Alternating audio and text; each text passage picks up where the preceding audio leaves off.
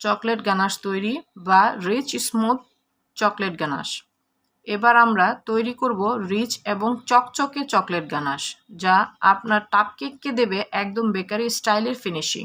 প্রথমে একটি সসপ্যানে নিয়ে নিই চিনি 1/3 cup, cocoa powder 1/4 cup, cornflour 1 table চামচ, দুধ 1 কাপ।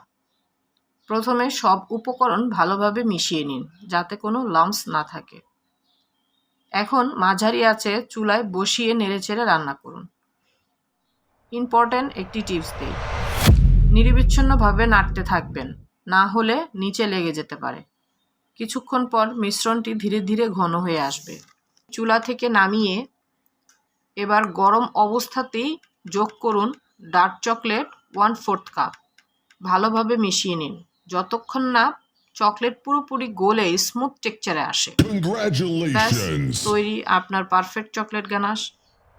ইম্পর্ট্যান্ট একটি টিপস দিই, যা আপনার চকলেট গানাশকে দেবে আকর্ষণীয়। গানাশ অবশ্যই সম্পূর্ণ ঠান্ডা করে তারপর কেকে ব্যবহার করবেন। গরম গানাশ ব্যবহার করলে কেকের ক্রিম গলে যাবে এবং লেয়ার নষ্ট হয়ে যাবে। এই রিচ এবং গ্লসি গানাশ ব্যবহার করলে আপনার চকলেট কাপ কেক রেসিপি হবে আরও আকর্ষণীয়, একদম প্রফেশনাল লুক।